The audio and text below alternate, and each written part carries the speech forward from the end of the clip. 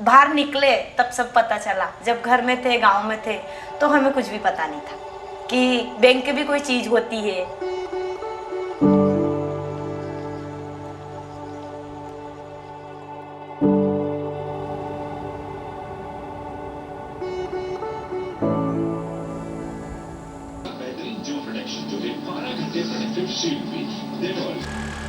मेरा नाम शीला दांगी है।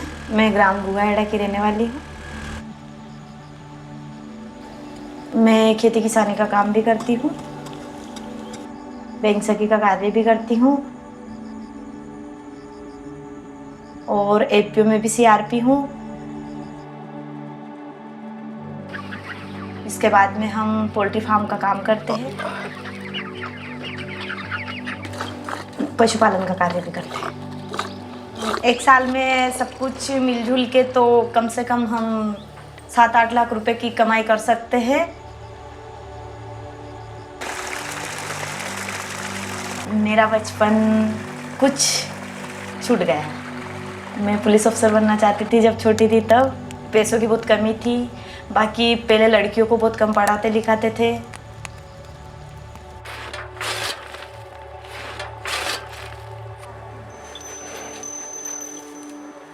मेरे परिवार में 4 सदस्य हैं। मेरे पति हैं, मेरी सास है, मेरा बेटा है। और कहीं गुड्डी बुआ जी कहीं खेली कहीं नहीं कहते कि उसी ले आई कि नहीं तो क्यों नहीं आई यार तो वही कर। मेरे पति वैसे तो मिलजुल के फैसला लेते हैं हम दोनों कि ये करना है तो साथ में बात करके डिसीजन करके लेते हैं। हमारा पहले ये मकान था, हम पहले यहाँ पर रहते थे। आज मेरे 2 मकान हैं, एक गांव में है, बाकी हमारा छापेड़ा में भी मकान है। उसमें हम एक मकान रेंट पे देते हैं, एक मकान में हम रहते थे। और खेती किसानी का पूरा काम हमारे पास उपलब्ध है, जैसे ट्रैक्टर है, थ्रेसर मशीन है।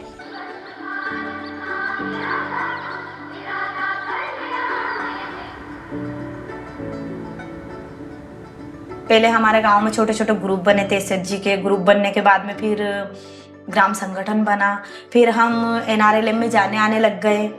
तो मेरी पढ़ाई थी, मैं कुछ करना भी चाहती थी, तो मैंने सोचा कि क्यों ना अपन काम कर ले। तो पहले मैं 1500 रुपये महीने में बैंक सकी रही। शीतला माता ही राखला नहीं, अब समूह को नामा पड़ना नहीं। ठीक है। शांति भाई लिखे संतोष भाई लिखे ए संतोष भाई मुलगी शांति भाई को संतोष भाई बनावा अध्यक्ष तो भैया। पर्सनल लोन लेने में बहुत दिक्कत आती है, क्योंकि पर्सनल लोन लेने में उनको कितनी बार बैंक में जाना पड़ेगा। हो सकता है उसकी सिविल खराब है।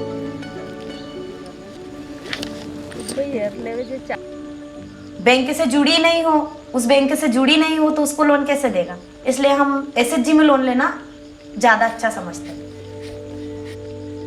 यहाँ पर अधिकतर लोग खेतीबाड़ी और पशुपालन के लिए लोन लेते हैं।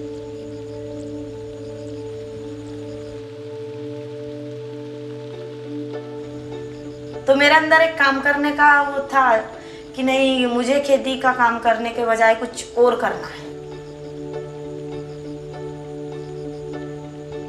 फिर हमने पोल्ट्री फार्म का भी डाला कि चलो पोल्ट्री फार्म में भी बहुत अच्छा बेनिफिट है। तो हमने पहले तो 1000 बच्चे डाले थे। उसके बाद में हमने अच्छा बेनिफिट मिला हमें। एपीओ से भी अच्छा शायद मतलब हमें मदद मिल गई, एपीओ से भी मदद मिली हमें। तो फिर हमने 2000 बच्चे डाल लिए। फसल का टाइम है तो हमारी 4-5 लाख रुपए की फसल आ जाती है। तो पोल्ट्री फार्म का 2-3 लाख रुपए का एक फार्म पड़ता है हमारा। तो उसमें हमारी कभी कभी बचत 50,000 हो जाती है, कभी कम हो जाती है, कभी ज़्यादा हो जाती है।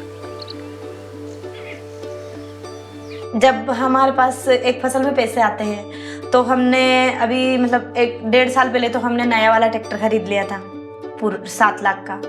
और फिर हमने ट्रायली बनवा ली पिछले साल। फिर इस साल हमने थ्रेसर मशीन खरीद ली। फिर कुछ ज्वेलरी बनवा लेते हैं। कभी हमको अच्छा लगा कि ज़्यादा बचत दिखी तो हम ज्वेलरी बनवा लेते हैं। एक बार हमने ये प्लॉट ले लिया था छापेड़ा में, 5.5 लाख का प्लॉट ले लिया था। फिर हमने मकान बनवाया। तो हम ऐसे इन्वेस्ट करते हैं। बाकी हम बैंक में कोई पैसे जमा नहीं करते हैं। हमारा इस पैसे कमाने की साइकिल है वो चलती रहेगी। जैसे एक जगह से फेल हो गया हमारा बिजनेस तो दूसरी जगह से आमदनी आ जाएगी, दूसरी जगह से पैसे बच जाएंगे। इसलिए हम 4-5 चीज़ें साथ में करके चलते, एक के ऊपर निर्भर नहीं रहते। 10 साल में मेरे बहुत परिवर्तन हुआ। 10 साल में मुझ में भी बहुत परिवर्तन हुआ, मेरी घर गृहस्थी में भी बहुत परिवर्तन हुआ। मैं खुद आज इतना ये करती हूँ कि मैं किसी को 5 लाख रुपए दे सकती हूँ या किसी से 5 लाख रुपए ले सकती हूँ।